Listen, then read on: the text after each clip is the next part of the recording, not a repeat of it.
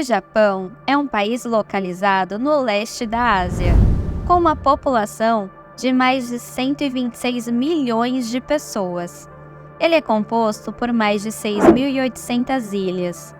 Tóquio é a sua capital e é a maior cidade do país e uma das mais populosas do mundo.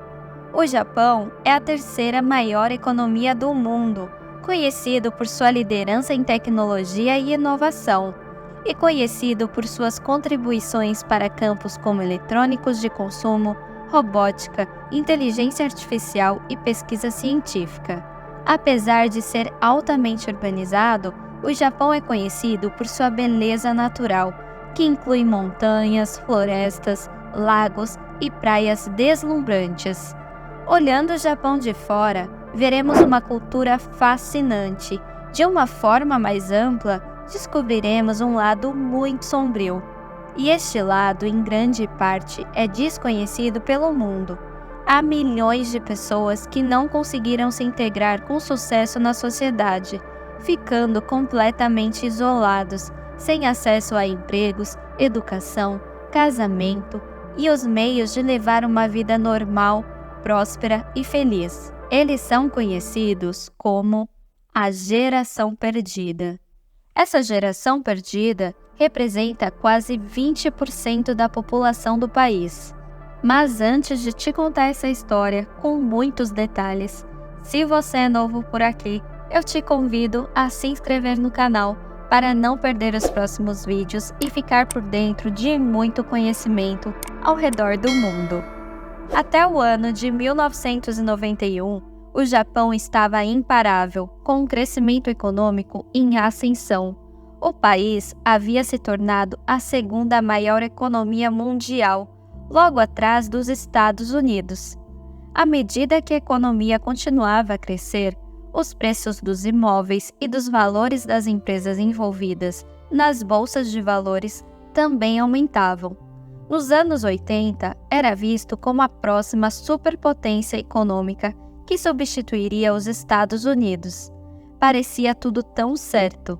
Os produtos japoneses estavam conquistando o mercado após o outro. O Japão estava imparável. O Banco Nacional do Japão imprimia dinheiro e emprestava sem critério para qualquer pessoa que pedisse. E então, a bolha estourou ao longo de 1990. O mercado de ações caiu 44% e os preços dos imóveis acompanharam. O estouro da bolha significou que as pessoas comuns tinham muito menos dinheiro para gastar e ninguém estava disposto para investir nas empresas japonesas, levando ao fim do boom econômico. Durante esse período, descobriu-se que a corrupção era generalizada nos negócios e no governo japonês, desde negociações internas até manipulação de ações, fraudes e suborno. Além disso, o dinheiro ilimitado de empréstimos criou centenas de empresas zumbis, negócios que teriam falido anos atrás, mas que continuaram sobrevivendo graças ao suprimento interminável de dinheiro emprestado do Estado. O Japão deixou de ser chamado de tigre econômico para ser chamado de homem doente da Ásia. Essa recessão econômica teve efeitos devastadores para toda uma geração, e milhões de pessoas nunca se recuperaram. Vamos entender por que isso aconteceu? A cultura de trabalho e contratação dos japoneses possui uma característica única, que a tornam bastante rígidas e diferentes em relação ao mundo. Muitas empresas contratam recém-formados apenas uma vez por ano. Prepara seus funcionários ao longo de suas carreiras para se tornarem futuros executivos um dia. Essas práticas eram universal nos anos 90 e ainda são muito comuns até hoje no Japão, proporcionando estabilidade. Porém, se quiser um bom emprego, tem uma única chance depois da universidade e, uma vez contratado, permanece na mesma empresa pelo resto de sua carreira. Mas se não conseguir isso, as portas das empresas se fecham para você. Quando a bolha estourou e o boom econômico acabou, após as décadas de 90, a maioria das empresas congelou completamente todas as suas contratações por quase toda a década. e não contratou nenhum recém-formado para manter todos os seus funcionários vitalícios durante a crise econômica. Voltando às suas contratações, no novo século nos anos 2000, porém, encontrar emprego tenha sido muito mais difícil desde então para toda uma geração de pessoas que se formaram na década de 90, pois eles não eram mais a prioridade, e sim estavam contratando os recém-formados na época. Essas pessoas se prejudicaram. Uma geração inteira foi destinada a passar o resto de suas vidas sem empregos, apenas trabalhando em empregos temporários, de meio período e mal remunerados. Esse período foi conhecido como a Era do Gelo no Emprego, e as pessoas formadas nesse período ficou conhecida como a Geração Perdida. Como a economia japonesa nunca se recuperou, os jovens formados nos anos 2000 e 2010, que embora tivessem a oportunidade de ingressar no mercado de trabalho, encontraram ele muito mais estressante e competitivo, se tornando incerto e complicado conseguir um bom emprego. Com esse período longo, esses últimos 30 anos ficou conhecida como as décadas perdidas, sendo tão trágico, não afetando apenas essas gerações de jovens, e sim toda a sociedade japonesa. Atualmente, há uma geração inteira da faixa dos 30 a 40 anos que estão ausentes do mercado de trabalho. A maioria vive com seus pais e são dependentes deles. Eles não tiveram a oportunidade profissional para formar as suas próprias famílias. Cerca de 15% da população, quase 17 milhões de pessoas, são consideradas parte dessa triste geração perdida. E eles compõem o grupo de faixa etária mais importante de qualquer economia de um país. As pessoas com idade de 30 a 40 anos gastam mais com as suas famílias, com moradias, compra de casa, aluguéis, compra de carros, investimentos, educação dos filhos, suprimentos, vestuários. Essa idade faz girar e manter a economia funcionando. Além desse não ser o único problema do Japão, o país está lidando com o que chamamos de superenvelhecimento. Quase 30% da população está envelhecendo mais rapidamente que qualquer outro país.